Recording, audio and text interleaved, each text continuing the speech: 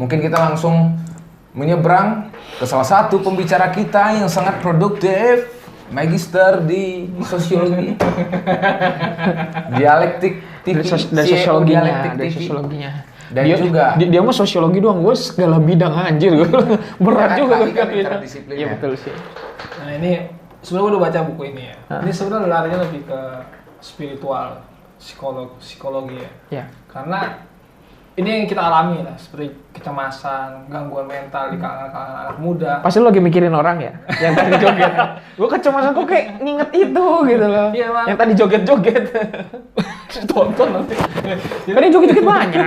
Benar, banyak. Jadi ada suatu bentuk anak muda sekarang kan kecemasan, terus gangguan mental. Nah ini terjadi misalnya adalah di buku ini adalah ada seorang penulis novel.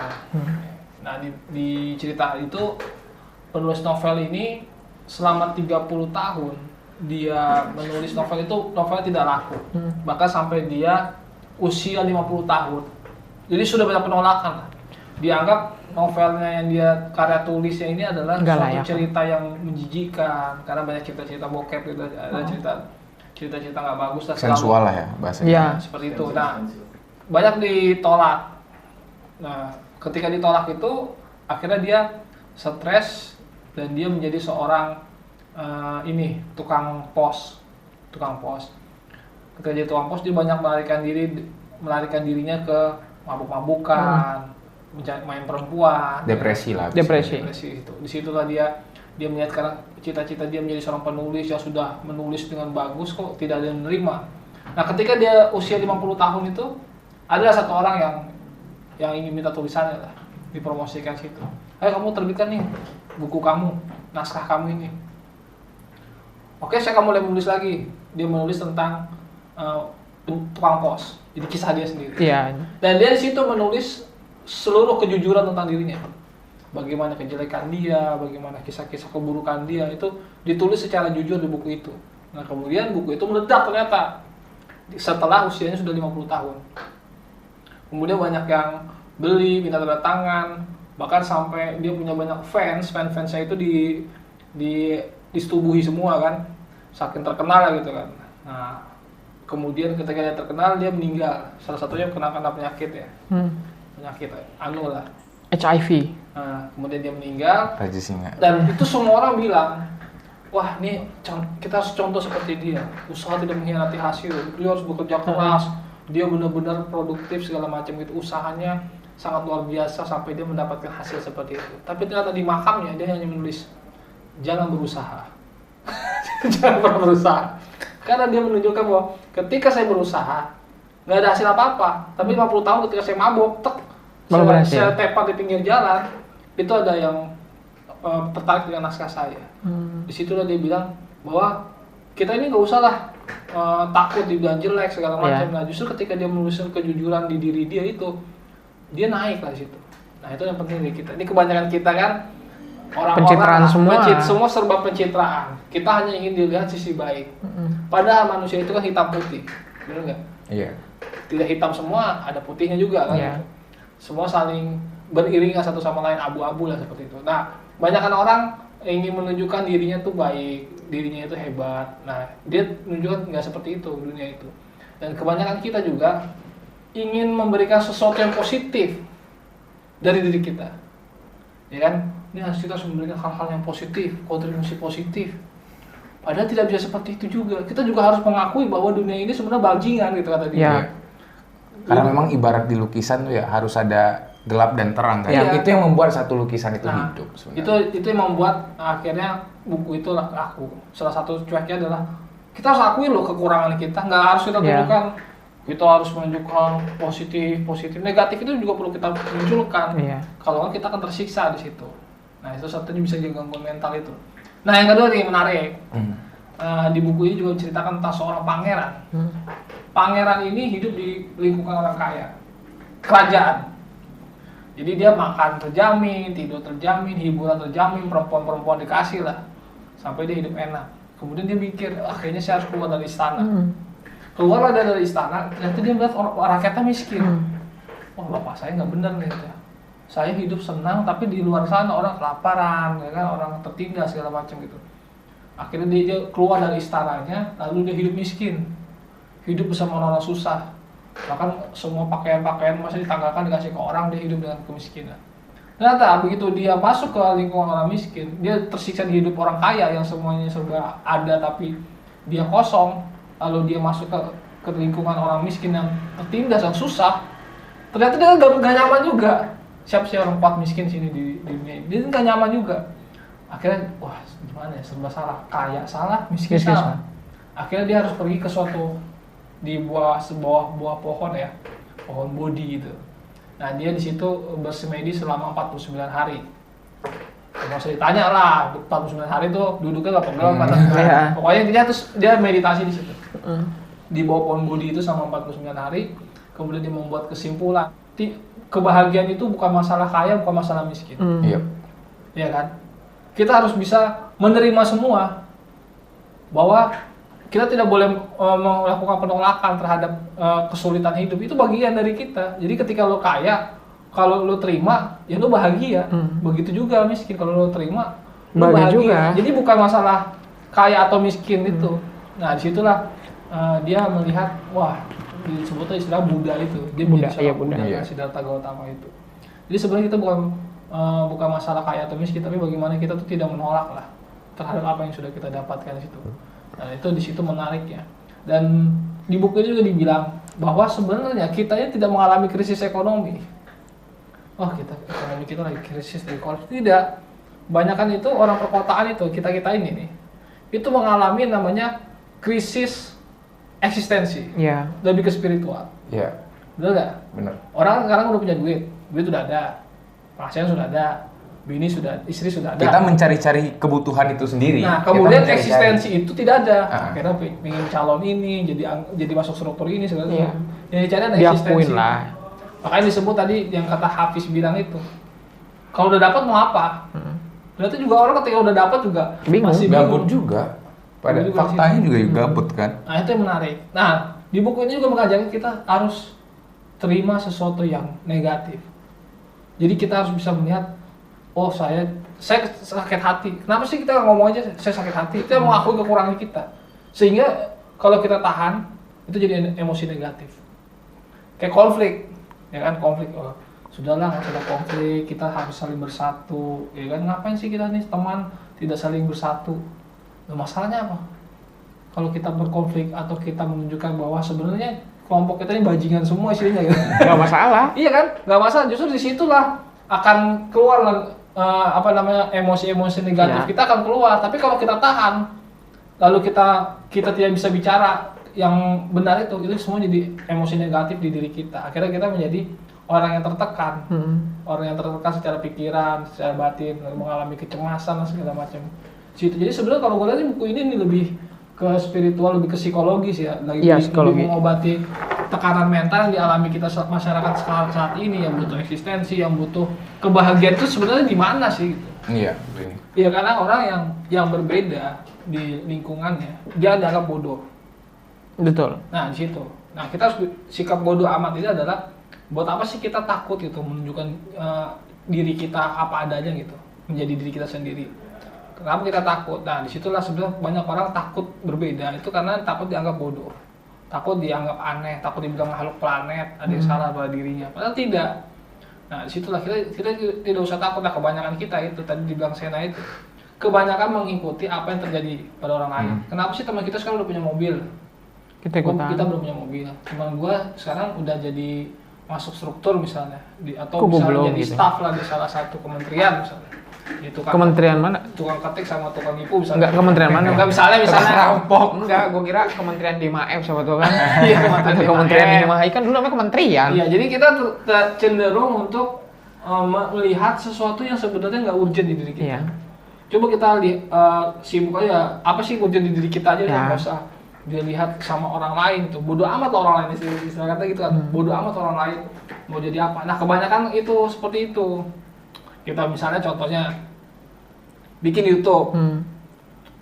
Kita ngiri sama orang yang viewersnya besar. Tapi yang viewersnya besar ngiri juga karena dia gak punya meja misalnya. Iya. Atau dia gak punya studio sendiri. Iya. Nah, jadi semua akhirnya saling ngiri. Saling ngiri. Iya. atau dia nggak bisa podcast bareng siapa misalnya. Iya. Nah, di situ kan saling menilai orang lain di luar dia. Kenapa dia tidak fokus pada yang dia penting, yang urgent di diri dia itu apa? Harus lebih memikirkan apa sih makna sesuatu pada diri kita, dibanding kita itu peduli terhadap yang sesuatu yang nggak ada makna-maknanya sama kita. Ketika orang lain punya, terus masalahnya apa? Maknanya bagusnya buat kita apa? Butuhnya buat kita apa gitu? Nah itu tabiat kita itu kan kalau di buku Marquez itu kita tuh selalu memikirkan sesuatu yang nggak penting. Betul. Itu tabiat kita. Makanya tugas kita adalah yang membatasi itu. Karena membahas atau membahas sesuatu yang nggak penting untuk kita itu ya buat apa, ya kan?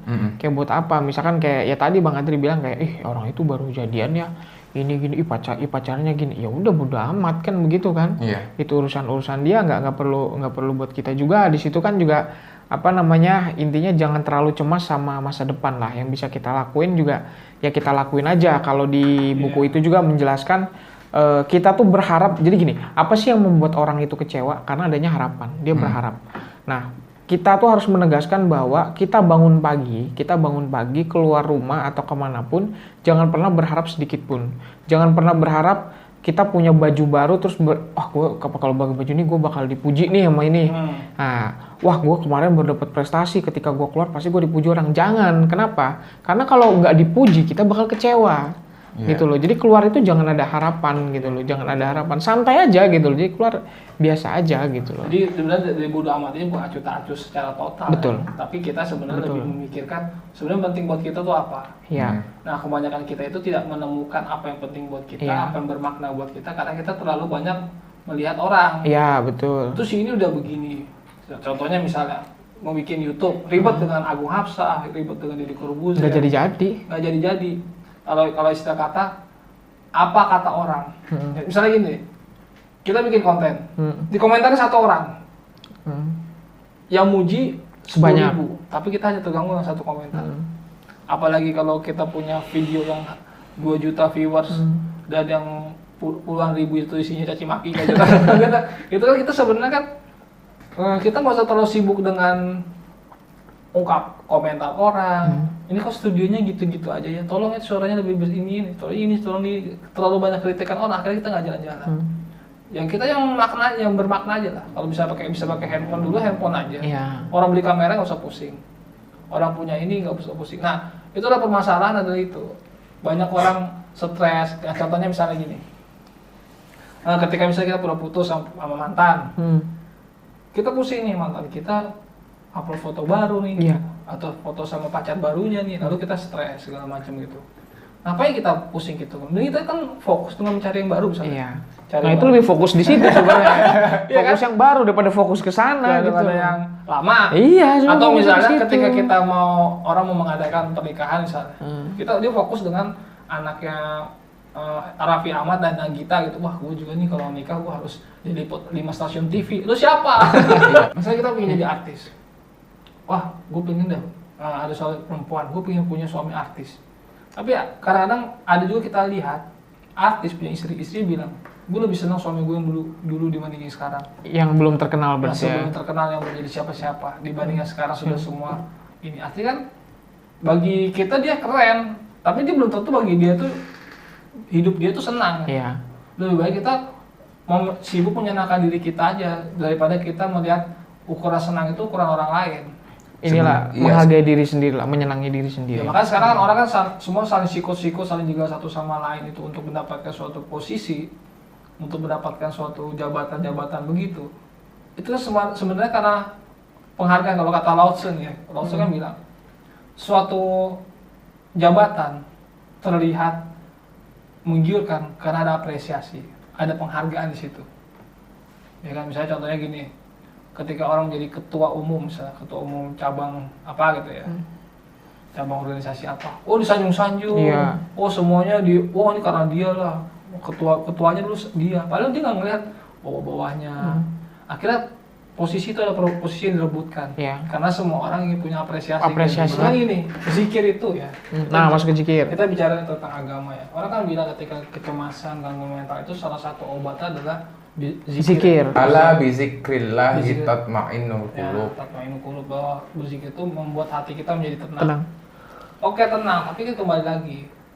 Tenang itu sampai kapan sih? Ya. Nah, untuk istiqomah itu kembali lagi harus adanya namanya mindset. Mindsetnya terus dibangun. Artinya jangan sampai agama itu menjadi suatu bentuk candu. Kalau kata Karl Karl Marx itu, Marx, agama itu adalah agama itu candu. sebagai candu, hanya sebagai pelarian ketika kita tidak bisa merubah diri kita, tidak bisa lebih progres. Justru harusnya kecemasan, merasa ketidakamanan itu bukan sesuatu yang harus kita takuti. Jadi orang kan kadang-kadang gini ya, waduh, gue kayak gini nih, aman gak nih masa depan gue nih? Gitu kan. Justru ketika kita tidak aman, merasa tidak aman, di situ kita hidup lebih inovatif, lebih progresif. Kita lebih bisa menikmati itu dibanding orang yang sudah merasa dirinya nyaman di situ. Nah, membedakan manusia dengan binatang misalnya di buku ini. Manusia itu bisa mengkonsep apa yang buat diri dia. Itu satu, manusia bisa mengkonsep buat diri dia. Artinya dia harus bisa mengkonsep sendiri nih. Sebenarnya saya bisa punya target ini dalam waktu 5 tahun ke depan. Kalau kata Pak Harto dulu repelita pembangun 5 tahun itu. Nah itu kan repelita itu sebenarnya kalau kembali ke diri kita, ya kita bisa loh mengatur target gua nih tahun ini ntar goalnya ini. Gitu. Nah itu bisa kita atur. Itu yang membedakan kita dengan binatang. Sedangkan binatang, monyet misalnya, dia tidak memikirkan bagaimana cara mengelola pisang misalnya. Wah ini pisang nih, gue bikin pisang goreng apa gue Atau nggak nanam pohon pisang ya kan, pohon pisang sendiri. Investasi. Monyet itu tidak bisa berpikir itu, kucing juga tidak bisa berpikir seperti itu. Yang bisa berpikir itu adalah manusia. Tapi kenapa manusia itu tidak? Jadi bisa? kalau nggak ada yang bisa berpikir, namanya Binatang. monyet. Dia hanya ikut, kan semua kan kembali lagi ikut. Iya. Ikut apa yang terjadi. Kucing itu kan ngikutin induknya. Ya induknya ngikutin. Ngikutin. Ya sampai ngasih makan lah. Biasanya ngasih makan ngikut deh. Nah, seperti itu. Nah, kebanyakan orang seperti itu. Nah, yang ini masalah juga pendidikan orang tua misalnya. Banyak anak-anak yang ketika umurnya udah 25, 26, bahkan 30, itu semua masih dipilihkan. Kamu harus kuliah jurusan ini. Kamu kerjanya harus di bidang ini. Kamu harus punya istri atau suami yang seperti ini, begini, ya. Sukunya ini, pekerjaannya ini, harus ini. Iya, hafalannya ini. Harus punya hafalan ini. Gitu. Punya hafalan ini ribet juga kan? Nah itu akhirnya menyebabkan seseorang itu ya tidak bisa mengkonsep dirinya, dia dikonsep oleh orang luar. Intinya harus berdamai dengan hidup. Nggak tahu apa yang apa inner value dari dia sendiri. Iya betul.